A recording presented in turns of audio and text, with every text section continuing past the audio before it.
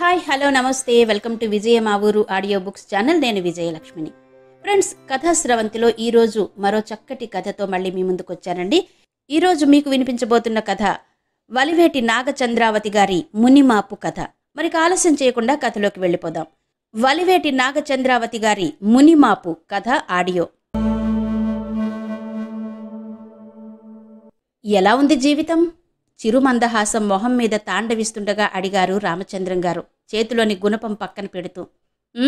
బాగానే ఉంది, మీరు చెప్పినట్టు ప్రశాంతంగా, కాస్త ఆయాసపడుతూ అంది సీతమ్మ. రామచంద్రం గారు మొక్కలకు గొప్పులు తవ్వుతుంటే భర్తకు సాయంగా వాటికి కుదుళ్లు సరిచేస్తూ ఉంది సీతమ్మ. మందహాసాన్ని చిరునవ్వుగా పొడిగిస్తూ వెళ్లి ఐరన్ బెంచి మీద హాయిగా వెనక్కి వాలి కూర్చున్నారు రామచంద్రం గారు. పొన్న చెట్టు కింద వేసిన ఆ బెంచి అంటే ఆయనకు చాలా ఇష్టం. బాగానే ఉంది అని నువ్వు సాగదీయడంలోనే తెలుస్తుంది నీ సందిగ్ధం అన్నారు. అవును, మీరు చెప్పింది అమలు చేసింది సరైనదో పొరపాటో ఇప్పటికీ తేల్చుకోలేకపోతున్నాను. కాకపోతే నా ధర్మం మీ వెంటే ఉండడం కనుక వచ్చేశానంతే అంది సీతమ్మ. కల్లా కపటం లేదు సీతమ్మకి, ఉన్నదున్నట్టు చెప్పేస్తుంది నిట్టూర్చారు రామచంద్రం గారు. చేతులు బకెట్లో ముంచి కడుక్కుని నిర్లిప్తంగా ఇంట్లోకి వెళుతోన్న సీతమ్మను చూస్తూ తొందరపడ్డానా అనుకున్నారు రామచంద్రం గారు సాలోచనగా బ్రుకుటి ముడిచి.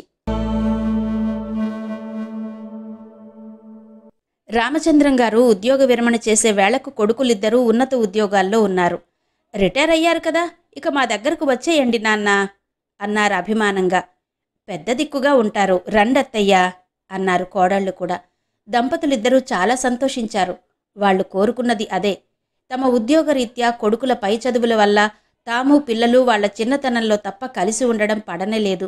ఇప్పుడు ఆ బాదరబందీలు బాధ్యతలు తీరిపోయాయి. గడియారంతో పాటు పరుగెత్తే అవసరం లేదిక. కోడళ్లు వండి పెడుతుంటే మనుమలు మనవరాళ్లతో ఆడుకుంటూ, కొడుకులతో ముచ్చట్లాడుకుంటూ, మఠానికో ఆలయానికో వెళ్లి ప్రవచనాలు వింటూ ఆరాంగా కాలక్షేపం చెయ్యొచ్చనుకుంటూ సంతోషంగా ఆమోదించింది సీతమ్మ. సరే, ఇది ఇంకో మజిలీ, వస్తాం అన్నారు రామచంద్రం గారు. పెద్దవాడు చైతన్య ఇంజనీరు, కోడలు కౌముది కూడా సాఫ్ట్వేరే. వాళ్ళిద్దరూ వాళ్ళకిద్దరూ ముచ్చటైన ఫ్యామిలీ. వెళ్ళిన మొదటి రోజే డైనింగ్ టేబుల్ దగ్గర చైతన్య, అమ్మయ్య, ఇవాళతో నీ చప్పిడి వంటకి చద్ది కూరలకి గుడ్ బై, రేపటి నుంచి మా అమ్మ చేతి అమృతం తినొచ్చు కొంటెగా భార్య వైపు చూస్తూ అన్నాడు. మీరే ఏంటి, మేమును భర్త వేళాకోళం పట్టించుకోకుండా ఆమోదించింది కౌముది. వచ్చి రాగానే చార్జ్ అప్పగింతలా తెల్లమొహం వేసి భర్త వంక చూసింది సీతమ్మ. సంభాళించుకో అన్నట్టు తల పంకిచ్చారు రామచంద్రం గారు. ఆ తర్వాత చాటుగా భార్యకి నచ్చ చెప్పారు. 24 గంటలు ఏ పని లేకుండా కూర్చోగలవా? నీకు మాత్రం విసుగెత్తదు? పాపం, ఉద్యోగం చేసుకునే అమ్మాయి, కాస్త సాయం చేస్తే నిన్ను నెత్తిన పెట్టుకుంటుంది. ఆ మాత్రపు వంట నీకు కొత్త కాదుగా, ఆ తర్వాతంతా ఖాళీయేగా, ఏం చేసుకున్నా నీ ఇష్టం అన్నారాయన. అయిష్టంగానే తలూపింది సీతమ్మ. మర్నాడు అత్తగారికి షెడ్యూల్ చెప్పేసింది కౌముది. ఇప్పటిదాకా బ్రేక్ఫాస్ట్ బ్రెడ్డు బటరునట. మీకోసం ఎలాగూ టిఫిన్ చేస్తారుగా, అదే మాకు పెట్టేయండి అత్తయ్య, పర్వాలేదు అంది ఉదారంగా. 9 పిల్లలకు కాలేజీ, ఆ వేళకి బాక్సులు సర్దాలి. 12 తమిద్దరికీ క్యారియరు. మీరేం కంగారు పడకండి అత్తయ్య, మేము వెళ్లేటప్పుడు క్యారియర్ అందించడం మీకు కష్టమవుతుందని క్యారియర్ తీసుకురావడానికి ఒక కుర్రాడిని మాట్లాడారు. 12 వస్తాడతను. ఇక సాయంత్రం అందరికీ టీ స్నాక్స్ మీకు తెలిసిందే కదా, రాత్రి వంటకి నేను కూడా సాయం చేస్తాలేండి అని లిస్ట్ అంతా చెప్పేసి, మీకు చెయ్యాలనిపిస్తేనే సుమండి, బలవంతమేం లేదు, నాకు అలవాటే అంటూ చివర్లో ముక్తాయింపు. పర్వాలేదమ్మా, చేయగలను అని పైకని, చెయ్యక చేస్తానా అనుకుంది లోపల సీతమ్మ. రాత్రి వంటకి సాయం చేస్తానని చెప్పిందే గాని వారంలో 4 రోజులు ఆలస్యంగా వస్తానని ఆఫీసు నుంచి ఫోన్ చేసేది కౌముది. పిల్లల భోజనానికి ఆలస్యం అవుతుందని రాత్రి వంట పని కూడా తన మీదే వేసుకుంది సీతమ్మ. 10 రోజులు గడిచాయి. ఇంటికి పాతబడ్డారు. చైతన్య దగ్గరలో ఉన్న ఇస్కాన్ టెంపుల్కి, గణపతి దేవాలయానికి అమ్మ నాన్నల్ని తీసుకెళ్లి చూపించాడు. మనకి దగ్గరలో ఉన్న గుళ్ళు ఇవే, రోజూ ఏవో కార్యక్రమాలు జరుగుతూనే ఉంటాయి, సాయంత్రం మీరిక్కడికొచ్చి కాలక్షేపం చెయ్యొచ్చు అని చెప్పాడు. ఇద్దరూ చాలా ఆనందపడిపోయారు. 2 రోజులు అలా వెళ్ళి వచ్చారు కూడా. 3వ రోజు ఆఫీస్కి వెళ్తూ, రోజు బిస్కట్లు కారపూసేనా అని పిల్లలు గొడవ చేస్తున్నారత్తయ్య, కాస్త వేడిగా వాళ్ళకి ఏదైనా చేసి పెట్టి వెళుతూ ఉండండి. సాయంత్రం అలసిపోయొచ్చి టీ పెట్టుకోవాలంటే కూడా నీరసంగా ఉంటుంది. మీకు వీలైతే టీ వాళ్లకు పాలు ఫ్లాస్క్లో పోసి ఉంచండి ప్లీజ్ అని చెప్పింది కౌముది. వినేవాళ్లకి సౌమ్యంగానే అనిపించినా సీతమ్మకి అధికారికంగానో నిష్ఠూరంగానో వినిపించి కంగుతింది. సాయంత్రాలు టిఫిన్లు, రాత్రి వంట, ఈ మధ్యలో మిగిలే టైం ఎంతని? ఆ రోజు నుంచి భర్తతో పాటు గుడికి వెళ్లడం మానేసింది సీతమ్మ. నాకు పనవలేదు, మీరు వెళ్ళిరండి అంది ఉదాసీనంగా. రామచంద్రం గారికి అర్థమైంది. కిందటి రోజు హాల్లో సోఫాలో కూర్చుని టీవీ చూడ్డం కంటే ఈజీ చైర్లో వాలి చూడ్డమే సౌకర్యంగా ఉంటుందనిపించి తాము తెచ్చిన సామానులతో పాటు స్టోర్ రూంలో పడేసిన తమ పాత పడక కుర్చీ తెచ్చుకుని హాల్లో వేసుకున్నారు. తన మనవడు సార్వభౌమ కాలేజీకి వెళుతూ, ఈ కాస్ట్లీ సోఫా సెట్ పక్కన ఆ పాత చెక్క కుర్చీ ఏంటి దిష్టి బొమ్మలా అంటున్నాడు ముఖం చిట్లించి. షుషు అంటోంది కౌముది. తాతగారిదా? సారీ సారీ అంటూ వెళ్ళిపోయాడు వాడు. ఆ సారీ అనటంలో పశ్చాత్తాపం వినపడలేదు రామచంద్రం గారికి. కామ్గా పడక కుర్చీ తీసుకెళ్లి స్టోర్ రూంలో పడేసి వచ్చారు. అలాంటి అనుభవమే భార్యకి కలిగి ఉండొచ్చును అనుకుంటూ నిట్టూర్చారు. వచ్చిన కొత్తలో తెలుగు పేపర్ తెప్పించు చైతు, అది నాకు అలవాటు అన్నారు చైతన్యతో. 2 పేపర్లా? వేస్ట్ కదా నాన్న, అయినా ఇంగ్లీష్ రాని వాళ్లలా తెలుగు పేపర్ ఏంటి అన్నాడు వేళాకోళంగా. ఆ సంగతి మళ్ళీ ఎత్తలేదు. ఇంకా ఇలాంటివే చిన్న చిన్న సంఘటనలు, వద్దనుకున్న మనసుని బాధపడకుండా ఉండలేనివి. మెల్లమెల్లగా సాయంత్రాలు తరచూ బయటకు వెళ్లడం ప్రారంభించారు. ఫ్రెండ్ ఇంట్లో ఫంక్షను, మేం వెళ్తే మీరుండగలరా నాన్న అడిగాడు చైతన్య మొదటిసారి.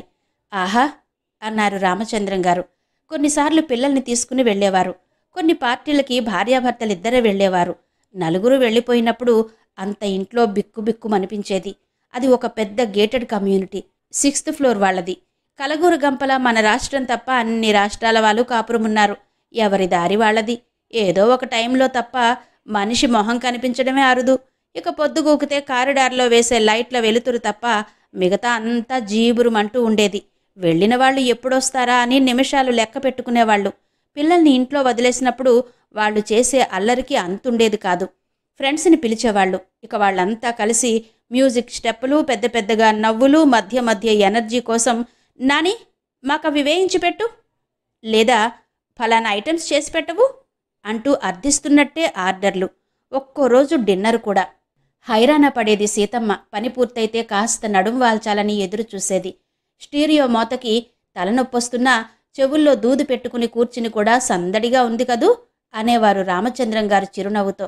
ఆ దూది తీసి వినండి, అది సందడో గోలో తెలుస్తుంది విసుక్కునేది సీతమ్మ.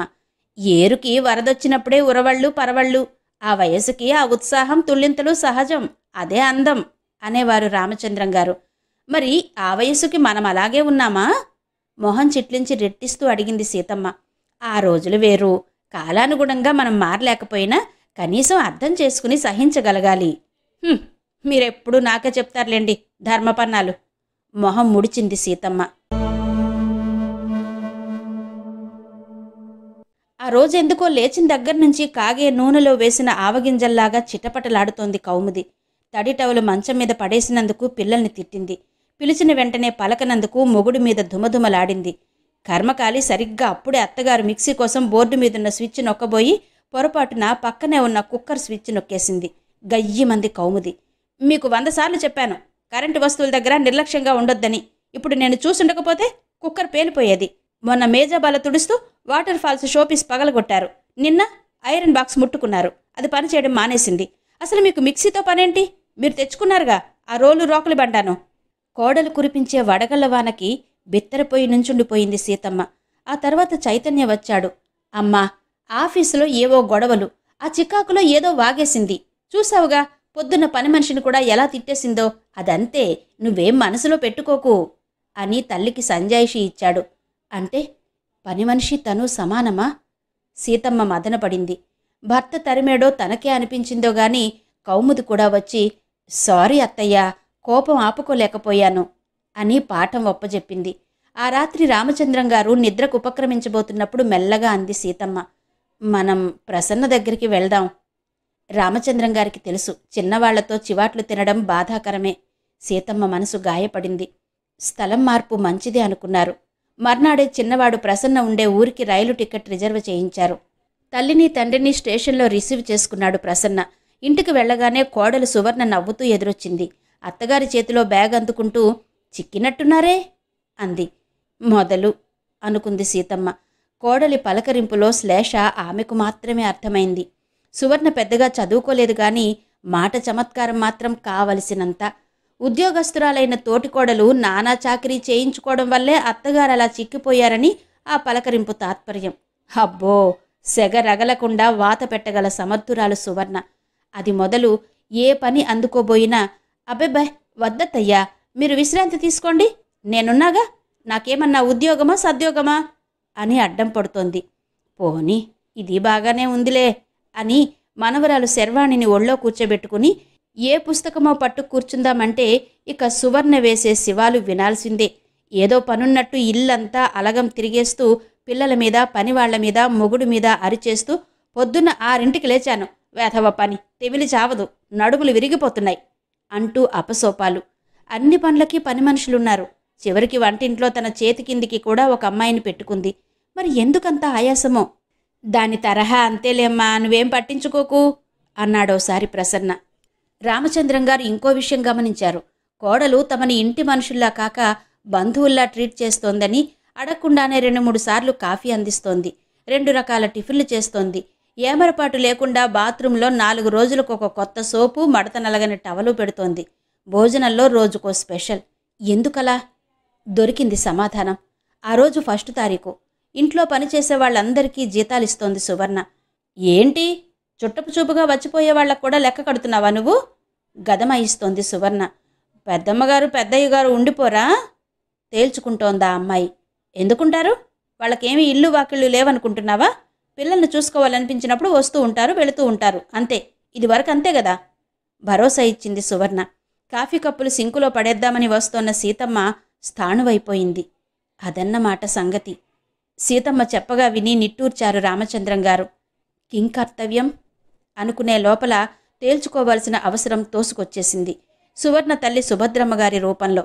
సుభద్రమ్మగారు యాత్రలు చేసి తిరిగి వస్తూ కూతురి దగ్గర దిగబోతున్నారట ఆ మర్నాడు. సువర్ణ ఒక్కతే సంతానం సుభద్రమ్మగారికి. కూతురంటే పంచ ప్రాణాలు.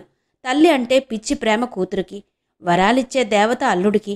ఇక సువర్ణ హడావిడి అంతా ఇంతా కాదు. అత్తగారివి, మామగారివి బట్టలన్నీ ఓ పాత సూట్ కేసులో పడేసి మంచం కిందకి తోసేసి వాళ్ళమ్మ వచ్చాక ఆవిడ సామాను పెట్టుకోవాలంటూ అల్మరా ఖాళీ చేసేసింది. మంచము పరుపు దులిపి కొత్త దుప్పటి వేసింది. ఆ మంచం మీద పడుకోవచ్చో లేదో తెలియక కాందిసీకుల్లా హాల్లోనూ వీధి వరండాలోనూ కాలక్షేపం చేశారు రామచంద్రం గారు ఆ రోజంతా. మామూలుగా ఉండడానికి శతవిధాలా ప్రయత్నించింది సీతమ్మ. ఆ రాత్రి స్టోర్ రూంలో నుంచి 2 మంచాలు తీసుకొచ్చి హాల్లో వేసింది సువర్ణ. ఏమీ అనుకోకండి, అమ్మకి ఆ గది అలవాటు, మీకు ఇబ్బంది ఉండదులేండి, నడవాలో కామన్ బాత్రూమ్ ఉంది అంది. అనుకోవడానికే ఉంది. సుభద్రమ్మగారు కూతురికి కట్టించి ఇచ్చిన ఇల్లిది. ఆమెకు లేని హక్కు తమకేముంది? వెళుతూ వెళుతూ వెనక్కు తిరిగింది సువర్ణ. అన్నట్టు నేనే అందరికీ వంట అది చేసి పెడుతున్నానంటే అమ్మ గగ్గోలు పెట్టేస్తుంది. అమ్మ ఉన్న 10 రోజులు వంట మీరు చేసి పెట్టండి అత్తయ్య, అమ్మ సంతోషిస్తుంది అంది. అందరూ నిద్రపోయారనుకున్నాక ఈసారి ఎక్కడికి వెళ్దాం అడిగారు రామచంద్రం గారు నెమ్మదిగా. సీతమ్మ నిద్రపోలేదని ఆయనకు తెలుసు. వాళ్ల గూటికి వాళ్ళు చేరుకున్నారు. రామచంద్రం గారు పుట్టిన ఊరిని ఆయన తండ్రి రాయి రాయి కూర్చి కట్టుకున్న గూడది. వీళ్ళని చూడగానే నువ్వా రామం అంటూ వచ్చారు సుందరంగారు. పక్క ఇల్లే వాళ్ళది. చిన్నప్పుడు కలిసి చదువుకున్నారు, ఆడుకున్నారు. రామం అన్న స్నేహితుడి పిలుపుతో 10 ఏళ్లు వయస్సు తగ్గినట్టు అనిపించి పులకించిపోయారు రామచంద్రం గారు. 10 నిమిషాలు మాట్లాడి వెళుతూ ఏం అవసరం పడినా ఒక్క కేక వెయ్యి, నిమిషంలో నీ ముందుంటా అని చెప్పి వెళ్లారు సుందరంగారు. చెప్పడమే కాక వాళ్ల పని మనిషిని ఇల్లు శుభ్రం చేయమని పంపించారు కూడా. 10 రోజుల్లో పూర్తిగా స్థిరపడ్డారు. ఇంట్లో చిన్న చిన్న రిపేర్లుంటే చేయించారు. వీధి వైపు పూల మొక్కలు, పెరడి వైపు కూరపాదులు ఓపిగ్గా వేశారు. అప్పటికే చక్కగా ఎదిగి ఉన్న పొన్న చెట్టు కింద బెంచి ఇష్టంగా వేయించుకున్నారు. ఇప్పుడు ఆయన దినచర్య నీరసంగా, లేచి చేసేదేముందిలే అన్నట్టు బద్ధకంగా మొదలవడం లేదు. పొద్దున్నే సుందరంగారితో కలిసి వాకింగ్కి వెళ్ళిపోతారు. వస్తూనే కాఫీ తాగి మొక్కల్లోకి వెళితే ఎంత సమయం గడిచిందో తెలిసేది కాదు. సాయంత్రం సీతమ్మతో కలిసి కోవెల్లో పురాణ శ్రవణము లేదా స్నేహితుడితో పార్కులో బాతా కానీ రోజు మొత్తం హాయిగా గడిచిపోతోంది రామచంద్రం గారికి, సీతమ్మకు. ఇబ్బందులేమీ లేవు. పనికి తొందర పెట్టేవాళ్లు లేరు. ఏ తప్పు దొర్లుతుందో, ఏ చెయ్యి జారుతుందో అన్న బెదురు లేదు. ఈ చోటు నీది కాదు అని జ్ఞాపకం చేసేవాళ్లు లేరు. స్వాతంత్రం స్వర్గలోకం అన్నట్టుగానే ఉంది. కానీ ఏదో లోటు, ఏదో బాధ. ఆ వెలితి మూలంగానే ఎలా ఉంది జీవితం అని భర్త అడిగినప్పుడు సంతృప్తైన సమాధానం చెప్పలేకపోయింది సీతమ్మ. నీకిక్కడ సౌకర్యంగా లేదా సీత? ఇడ్లీ ముక్క తుంచి నోట్లో పెట్టుకుంటూ మళ్ళీ అడిగారు రామచంద్రం గారు. ఎందుకు లేదు? ఇక్కడేం తక్కువని? మరి నీ మొహంలో ఎందుకు అంత ఉదాసీనత? కాసేపు మాటలు వెతుక్కున్నట్టుండిపోయింది సీతమ్మ. చెప్పు సీత, ఇక్కడ ఇద్దరం హాయిగానే ఉన్నాం కదా? హెచ్చరించారు రామచంద్రం గారు. అవును, ఇద్దరం. అదే నా బాధ. ఏకాంతం కోరుకునే వయసా మనది. ఇప్పుడు బాగానే ఉన్నాం.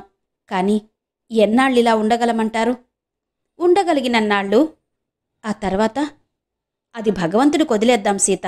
నీకు తెలుసు, చివరకు చేరాల్సింది వాళ్ల దగ్గరకే కదా అని పిల్లల ఇళ్లకే వెళ్ళాం. కానీ ఇమడలేకపోయాం. వాళ్లనే ఇబ్బంది పెట్టాం. ఇందుకు ఎవరినీ తప్పించలేము. వాళ్ల కోసమే బతికాం. అందుకని ఇప్పుడు వాళ్లని మనకోసం బతకమనడం న్యాయం కాదు. నాకప్పుడు అనిపించింది, వస్తుందో రాదో తెలియని చివరి రోజుల గడ్డు కాలాన్ని ఊహించుకుని బతుకులో చివరిగా మిగిలిన ఈ కాసిన్ని రోజులు ఆందోళనలు కలతలు లేకుండా గడపలేమా అని. ఇక్కడికొచ్చాం. రాగానే అనిపించింది, ఇదే మనకు తగిన చోటని. విరిగిన రెక్కలు అతుకుతున్నట్టు అనిపించింది. సీత, ఇద్దరమూ ఉండగలమా అనే కదా నీ బెంగ? ఊళ్ళో మనకు తెలిసిన వాళ్లందరినీ మనవాళ్లే అనుకుందాం. ఇరుగు పొరుగు వాళ్లతో సఖ్యతగా ఉందాం. నీ నా అన్న భేదం లేకుండా అవసరపడిన వాళ్లకి సహాయపడదాం. మన మంచితనమే మనకు రక్ష. వాళ్లలో ఎవరో ఒకరు ఆపదలో ఆదుకోకపోరు. మన బిడ్డలైనా అంత కర్కోటకులు కారు. చివరిగా తులసి నీళ్లు పోయడానికైనా తప్పక వస్తారు. కనీసం వృద్ధాశ్రమంలోనైనా చేర్చి వెళతారు. నాకా నమ్మకముంది. ఏమంటావు సీత? ఎండా వాన కలగలిసినట్టు కళ్ల నిండా నీళ్లతో, మొహంలో చిరునవ్వుతో సరేనన్నట్టుగా తల ఊపింది సీతమ్మ. విన్నారు కదండి, వలివేటి నాగచంద్రావతి గారి మునిమాపు కథ ఆడియో. మరో చక్కటి కథతో మళ్ళీ మీ ముందుకొస్తాను. అంతవరకు సెలవా మరి. నమస్తే.